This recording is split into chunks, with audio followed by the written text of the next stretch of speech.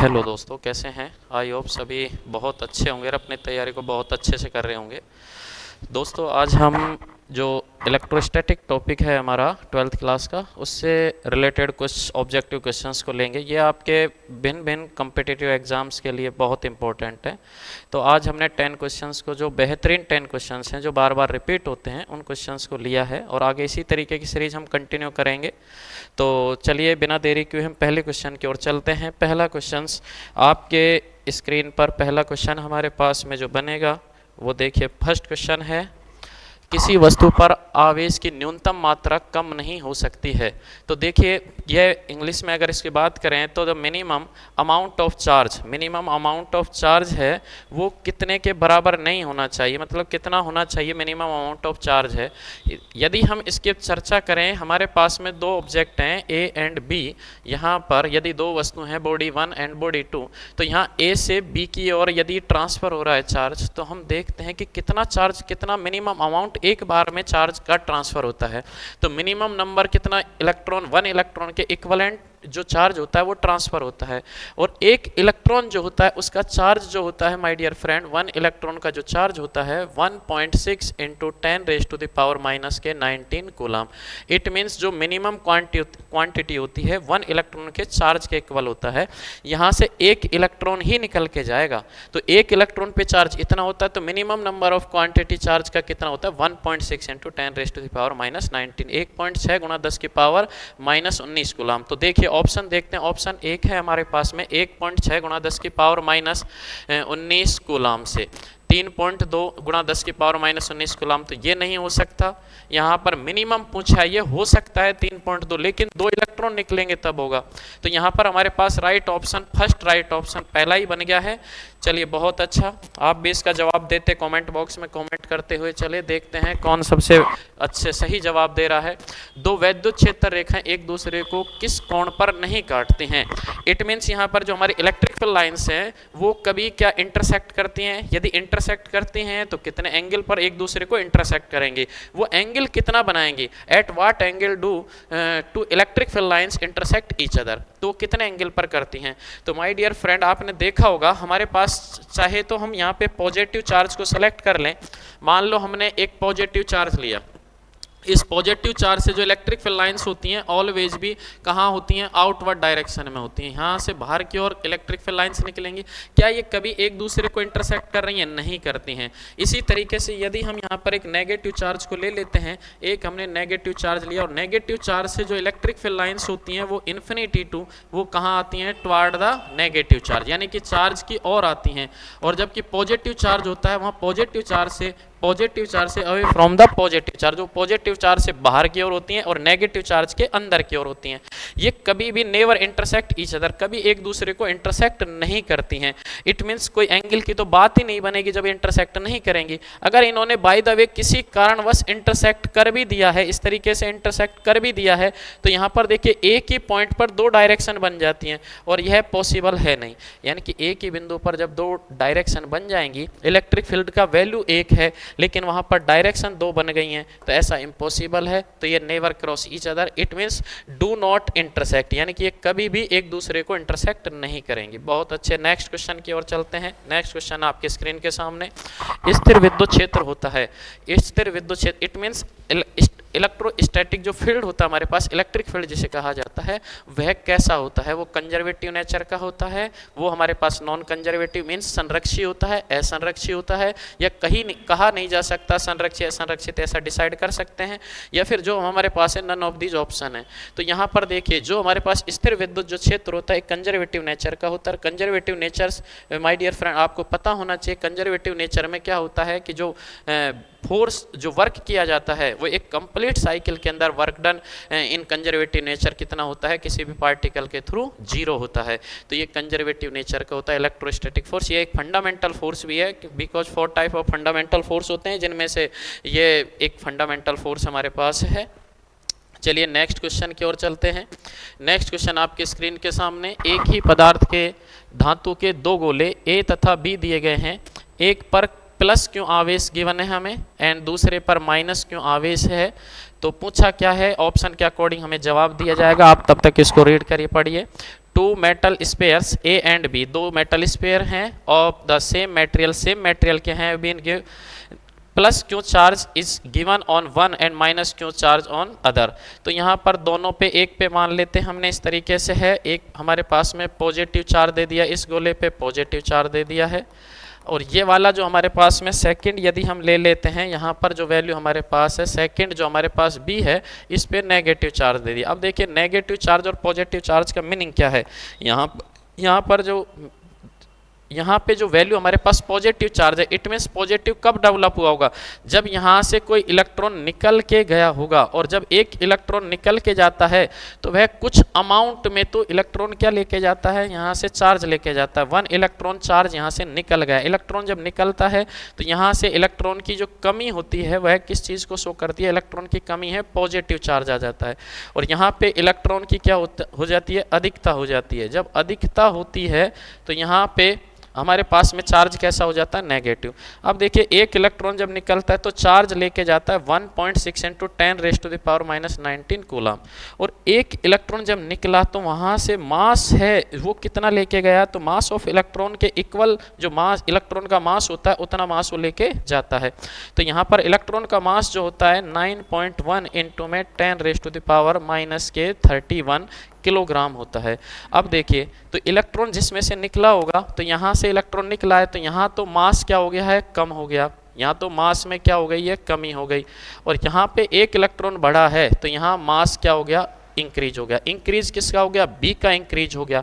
तो अब देखिए बी पे हमारे पास में जिस पे पॉजिटिव चार्ज आया है उस पे तो मास क्या हो गया, कम हो गया, और जिस पे नेगेटिव चार्ज है उस पे क्या हो गया, मास इंक्रीज हो गया। इट मीन्स बी है हमारे पास में ऑप्शन बी का मास इंक्रीज होना चाहिए। तो ऑप्शन के अकॉर्डिंग ए का द्रव्यमान बढ़ जाता है, नहीं बढ़ता है, बी का द्रव्यमान बढ़ जाएगा। राइट ऑप्शन है, यानी कि बी का द्रव्यमान क्या हो जाएगा, इंक्रीज हो जाएगा।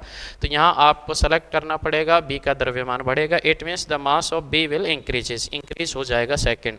चलिए नेक्स्ट क्वेश्चन की ओर चलते हैं। एक विद्युत द्विध्रुव एक पृष्ठ से घिरा हुआ है, पृष्ठ पर कुल फ्लक्स होगा। An electric dipole is surrounded by a surface, the total flux. The electric flux के बारे में डिस्कस कर रहा है कि इलेक्ट्रिक फ्लक्स कितना होगा, किस तरीके से होता है। इलेक्ट्रिक फ्लक्स का formula phi is equal to जो वैल्यू होता है हमारे पास में ई ए कोस थीटा होता है, और यहाँ से जो value according to Gauss law लगाएंगे हम, यहाँ से गाउस के अकॉर्डिंग वैल्यू यूज में लेंगे, तो गाउस के अकॉर्डिंग जो हमारे पास में इलेक्ट्रिक फ्लक्स है phi is equal to q net upon में एप्सिलॉन नॉट होता है। अभी एप्सिलॉन नॉट क्या होता है, इलेक्ट्रिक फील्ड जो हमारे पास फ्री स्पेस की परमिटिविटी होती है, यानी कि विद्युतशीलता जिसे कहा जाता है, ये हमारे पास क्या बनेगा, विद्युतशीलता बनेगा। और ये विद्युतशीलता जो होता है जिसका वैल्यू फिक्स होता है निर्वात में और अन्य मीडियम के अंदर, तो वो हम नेट कर फाइंड करेंगे। और ये क्यू नेट होता है, ये total charge enclose by the surface होता है, तो ये हमारे पास में टोटल चार्ज होता है, total charge enclose by the surface. Enclose का मीनिंग है यहाँ पर बंद सतह से निर्गत जो हमारे पास में आवेश होता है वो। तो देखिए विद्युत द्विध्रुव क्या होता है, टू यदि हमारे पास चार्ज है, एक पॉजिटिव चार्ज है और एक नेगेटिव चार्ज है, ऐसे निकाय को जब अल्प दूरी पर रख दिया जाता है तो उसे द्विध्रुव कहा जाता है। तो एक पॉजिटिव नेगेटिव चार्ज, जब इनको हमने एक सिस्टम से एनक्लोज कर दिया तो यहाँ पर क्यू नेट जो बनेगा हमारे पास, क्यू नेट कितना बनेगा, 0 बनेगा, because one is the positive and another is the negative जो होता है। तो इस कारण से हमारे पास टोटल चार्ज कितना बना है, 0 बना। अब टोटल चार्ज जब 0 बन गया तो यहाँ पे Q net upon epsilon net कुछ भी करिए तो यहाँ से फ्लक्स का जो वैल्यू है फाई का वैल्यू यहाँ पर कितना बनेगा, phi is equal to 0। It means हम कह सकते हैं कि एक फ्लक्स के थ्रू जो इलेक्ट्रिक फ्लक्स होता है वो कितना बनेगा, 0 बनेगा, यानी कि 0 बनेगा। यहाँ पे हमारे पास राइट ऑप्शन कितना बनेगा, 0 बनेगा। चलिए नेक्स्ट क्वेश्चन की ओर चलते हैं। नेक्स्ट क्वेश्चन आपके सामने, यदि दो आवेशों की दूरी बढ़ा दी जाए तो आवेशों के स्थितिज ऊर्जा का मान, if the distance between two charges is increases then the value of electrical potential energy of the charge will क्या होगा यहाँ पर, इंक्रीज हो जाएगा, डिक्रीज हो जाएगा। एक कॉन्सेप्ट बताता हूँ माय डियर फ्रेंड आपको यहाँ पे थोड़ा सा। यदि पॉजिटिव चार्ज है और हम यहाँ पे ये हमारे पास सोर्स चार्ज है, यानी कि हमारे पास में ये मेन चार्ज है, यानी कि स्रोत चार्ज है, ये मेन चार्ज हो गया यहाँ पर। यदि हम किसी पॉजिटिव चार्ज Q नॉट को इसके पास लेके जा रहे हैं तो यहाँ पर क्या होगा, रिपल्सन होगा, यानी कि ये वाली वैल्यू क्या होगी, प्रतिकर्षण होगा। ये यहाँ पर प्रतिकर्षण, जब प्रतिकर्षण होता है तो प्रतिकर्षण के विरुद्ध किया गया जो कार्य होता है वो कैसा होगा, हमारे पास में इंक्रीज होगा। यहाँ पे इंक्रीज होता है तो जब प्रतिकर्षण होता है तो स्थितिज जो ऊर्जा होती है, पोटेंशियल एनर्जी इंक्रीज हो जाती है। और यदि हम इसको इस डायरेक्शन में ला रहे होते यहाँ पर, तो यहाँ पे पोटेंशियल एनर्जी दूर ले जा रहे होते तो डिक्रीज हो जाती। यही सेम केस यदि हम यहाँ पे ये पॉजिटिव चार्ज है और ये हमारे पास है नेगेटिव चार्ज, यदि हम इस पॉजिटिव चार्ज के पास में नेगेटिव चार्ज को ले जा रहे थे तो पोटेंशियल एनर्जी यहाँ पर डिक्रीज हो जाएगी। लेकिन यदि इससे दूर ले जा रहे थे तो अट्रैक्शन के विरुद्ध, यानी कि आकर्षण बल के विरुद्ध कार्य करना पड़ता और यहाँ पर पोटेंशियल एनर्जी हमारी इंक्रीज हो जाती। आई होप आपको ये समझ में आया होगा। तो यहाँ पर देखिए स्थितिज ऊर्जा तो क्या हो सकती है, देखो घट भी सकती है, बढ़ भी सकती है, ये डिपेंड करता है कि हम इसके पास में ले जा रहे हैं या इससे दूर ला रहे हैं। तो यहाँ पर हमारे पास जो वैल्यू है वो देखिए घट सकता, बढ़ जाएगा, घट जाएगा, दोनों हो सकते हैं। अपरिवर्तित रहेगा, अपरिवर्तित तो नहीं होगा, चेंज होगा, बढ़ भी सकता है, घट भी सकता है। तो आई होप आपको यह बात समझ में आई होगी कि यानी कि दोनों चेंज हो सकते हैं, कैन इंक्रीज और डिक्रीज। तो नेक्स्ट क्वेश्चन की ओर चलते हैं। आप देखिए क्वेश्चंस को लगातार कमेंट बॉक्स में पढ़िए और कमेंट करके बताइए कि आपके कितने क्वेश्चन सही हो रहे हैं, उसका ऑप्शन तुरंत बताइए। इसका देखिए, किसी आवेशित गोलीय खोखले चालक के भीतर विद्युत तीव्रता होती है। किसी आवेशित गोलीय खोखला, ये हमारे पास में एक चालक है और खोखला है, इनसाइड से कुछ नहीं है, इसके अंदर चालक है, भीतर विद्युत क्षेत्र की तीव्रता। The electric intensity inside a charge sphere hollow conductor, एक होलो कंडक्टर है जिसके इनसाइड में, देखिए होलो कंडक्टर है हमारे पास में। जब होलो कंडक्टर होता है, इसको चार्ज दिया जाता है तो जितना भी चार्ज होता है वह उसके सरफेस पे आ जाता है। अब ये सरफेस पे चार्ज आ गया। जब हम इसके गाउस के अकॉर्डिंग यहाँ पर इलेक्ट्रिक फील्ड की इंटेंसिटी निकालते हैं तो होलो स्पेयर के इनसाइड में इलेक्ट्रिक फील्ड का इंटेंसिटी 0 होता है। ये कॉन्सेप्ट आपको याद रखना है। यहाँ पे इसका इंटेंसिटी कितना होता है, 0 होता है। तो ये देखिए यहाँ पर जो हमारे पास इंटेंसिटी बनेगा वो कितना बनेगा, E इजकल टू वैल्यू बनेगी 0। और यदि अगर पोटेंशियल की बात करता तो पोटेंशियल यहाँ पर क्या हो जाता, कांस्टेंट एंड इक्वल्स टू क्या हो जाता, हमारे पास में सरफेस के इक्वल हो जाता और सरफेस पे जो पोटेंशियल बनेगा उसके इक्वलेंट बन जाता। तो यहाँ पर देखिए इंटेंसिटी कितना हो जाएगा, अकॉर्डिंग टू अनंत हो जाएगा, नहीं होगा। नेक्स्ट क्या हो जाएगा, 0 0 होगा। तो ये हमारा राइट ऑप्शन यानी कि 0 इंटेंसिटी रहेगी। नेक्स्ट क्वेश्चन की ओर चलते हैं। मुक्त आकाश की पैरावैद्युता का सापेक्षिक विद्युतशीलता होती है। तो देखिए नेक्स्ट, द डाइइलेक्ट्रिक कांस्टेंट और relative permittivity of free space. Free space की परमिटिविटी देखिए होता क्या है, ये हमारे पास वैल्यू होता है epsilon naught. Epsilon naught equal to value बनता है 8.85 इंटू 10⁻⁻⁻12। अब यूनिट अभी नहीं बात कर रहे हैं, हम यूनिट ही देखना है क्योंकि इस कॉन्सेप्ट में यूनिट का ही रोल है। यूनिट यहाँ पर हमारे पास गिवन है तो ये फर्मी पर मीटर बनेगा। तो ध्यान से, सॉरी फैराडे पर मीटर, ये वैल्यू दे रखी है। इसका जो वैल्यू होता है 8.85 इंटू 10⁻⁻12 तो हमें सभी को पता है। लेकिन यहाँ ऑप्शन देखिए 9 इंटू 10⁻9 नहीं होता ये वाला वैल्यू, तो ये वाला ऑप्शन सेकंड भी नहीं है, थर्ड ऑप्शन बन रहा है। और थर्ड ऑप्शन में लेकिन फैराडे पर मीटर दे रखा है। तो ये फैराड पर मीटर जब हमारे पास में गिवन होता है वैल्यू, यहाँ पे फैराड पर गिवन है, तो ये इसका वैल्यू कैसे आया, तो हमें पता है C इजकल टू वैल्यू होता है एप्सिलॉन नॉट A अपॉन में D। अब देखिए यहाँ से हम वैल्यू निकालते हैं एप्सिलॉन नॉट का। एप्सिलॉन नॉट का वैल्यू हमारे पास बनेगा CD बाई क्या बनेगा A।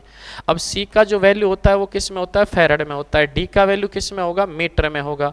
और एरिया किस में होगा, मीटर स्क्वायर में। तो 1 मीटर से मीटर कैंसिल और यहाँ से इसका वैल्यू फैराड पर मीटर बनेगा।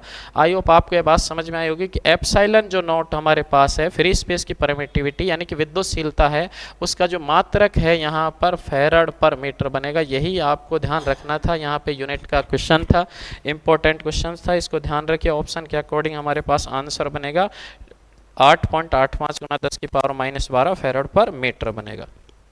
नेक्स्ट क्वेश्चन की ओर चलते हैं। किसी अचालक पदार्थ के गोले को आवेश देने पर वह वितरित होता है। यहाँ पे वर्ड ध्यान से देखना, अचालक पदार्थ का गोला है। अचालक, अचालक क्या होते हैं? जो आवेश को प्रवाहित नहीं कराते हैं, यानी कि जिनको जहाँ आवेश दे दिया जाता है, आवेश वहीं पर क्या हो जाता है? वितरित हो जाता है। तो यहाँ पर जब हम अचालक गोले को आवेश देंगे, it means when A sphere of a non conducting material is charge is it get distributed. कहाँ पे डिस्ट्रीब्यूट होगा? चार्ज किस तरीके से डिस्ट्रीब्यूट होता है? ये हमारे पास में एक सॉलिड कंडक्टर मान लेते हैं, और ये कैसा है? हमारे पास में नॉन कंडक्टर है, नॉन कंडक्टिंग मटेरियल है, यानी कि अचालक पदार्थ है। जब अचालक पदार्थ को आवेश दिया जाता है तो वह उस पर पूर्ण रूप से क्या हो जाता है? वितरित हो जाता है, संपूर्ण सतह पर, और इनसाइड और आउटसाइड क्या हो जाता है? फैल जाता है। तो ये इस तरीके से फैलेगा। तो ये ऑप्शन के अकॉर्डिंग देखिए, क्या सतह पर होगा? नहीं होगा, सतह के अलावा अंदर भी होगा। हाँ, सतह के अलावा कहाँ होगा? अंदर भी चला जाता है। सतह पर तो जाएगा ही जाएगा, लेकिन साथ में सतह के साथ साथ कहाँ चला जाता है? अंदर भी चला जाता है। तो यहाँ हमारे पास में सतह के अलावा अंदर भी, केवल भीतर होगा? नहीं, इसमें से कोई नहीं। तो यहाँ पर सतह के अलावा अंदर भी होगा। तो यहाँ पर हमारे पास में जो ऑप्शन बनेगा, B option, apart from the surface also inside. चलिए नेक्स्ट लास्ट क्वेश्चन की ओर चलते हैं। आवेश का एसआई मात्रक है, ये आवेश का एसआई मात्रक पूछा गया है। आवेश का एसआई मात्रक जो होता है हमारे पास में कूलम्ब होता है। यहाँ पर इसका एसआई यूनिट ऑफ चार्ज क्या बनेगा? कूलम्ब बनेगा। कूलम्ब का यदि आप बात करिए यहाँ से, तो यहाँ से वर्ड हमारे पास में धारा इजकल टू क्या होता है? आवेश, यानी कि आवेश के प्रवाह की दर होता है। यहाँ से आवेश पर यूनिट क्या होता है? समय, ये समय होता है। और आवेश यानी कि I इजकल टू वैल्यू कितना बनता है? Q अपॉन में T। तो Q अपॉन में T बनेगा, Q अपॉन T बना, तो Q का वैल्यू हमारे पास में I इंटू में कितना बनेगा? T बना। तो यहाँ से Q equal to I into T, तो ये वैल्यू हमारे पास में। और जब Q का यदि हमें वीमा निकालना हो, डायमेंशन निकालनी हो, तो वीमा निकालेंगे। तो वीमा हमारे पास में करंट का कितना होता है? A, एंड टाइम का कितना होता है? T होता है। तो ये हमारे पास में वैल्यू बन जाती है A इंटू T। तो आई होप आपको यह समझ में आएंगे क्वेश्चन। अगर किसी भी क्वेश्चन में डाउट हो तो कमेंट करके आप ज़रूर बताइए। तो लास्ट में आपके एक मोटिवेशन के लिए दोस्तों, यहाँ पर एक शायरी छोटा सा हमने एक कोट्स लिया है, इसके अकॉर्डिंग देखिए यहाँ से। वक्त से लड़कर जो नसीब बदल दे, वक्त से लड़कर जो नसीब बदल दे, इंसान वही जो अपनी तकदीर बदल दे। कल क्या होगा कभी मत सोचो, क्या पता कल वक्त खुद अपनी तस्वीर बदल दे। आपके लिए बहुत बहुत बहुत ही बेहतरीन ये यहाँ पर कोट्स है, ये मोटिवेशन के लिए। थैंक यू दोस्तों, मिलते हैं नेक्स्ट सेशन में। इसी तरीके के बेहतरीन क्वेश्चंस आपके लिए लेके आएंगे। थैंक यू अगेन, करिए सर।